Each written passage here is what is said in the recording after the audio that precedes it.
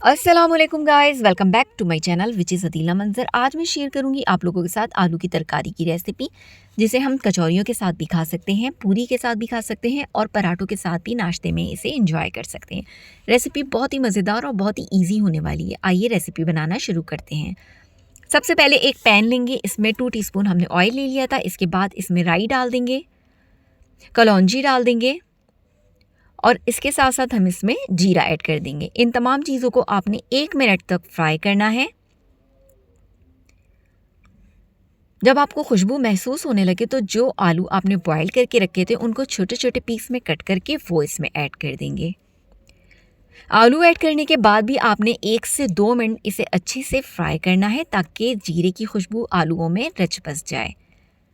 2 से 3 अच्छे से फ्राई कर लें इसको और हल्की हल्की स्पून की मदद से आलूओं को तोड़ भी लें, क्योंकि आलू इतने सॉफ्ट हैं कि स्पून की मदद से ईजिली टूट जाएंगे।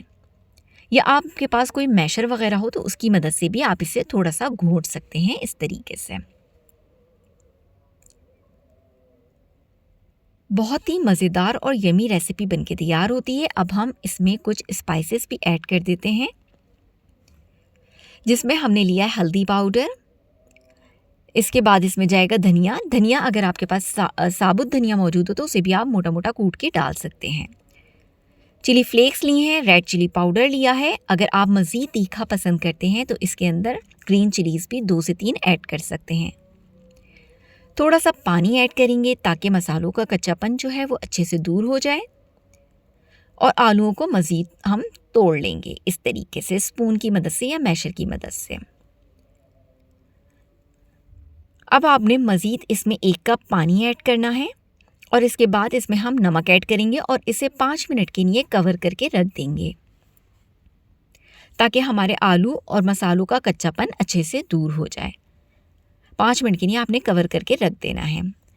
5 मिनट बाद हमारे आलू जो है वो अच्छे से गल चुके हैं। इसमें थोड़ी ग्रेवी भी होती है, इसलिए वो भी इसके अंदर है। अब आपने इसके अंदर अचार का जो तेल होता है वो ऊपर से डालना है ताकि खट्टा सा एक फ्लेवर भी आ जाए। बहुत मज़े की रेसिपी है ये, बहुत मज़े की तरकारी बनके तैयार होती है। हमारी तरकारी जो है वो बनके तैयार हो चुकी है। इसे आप पूरी के साथ, चप पराठे के साथ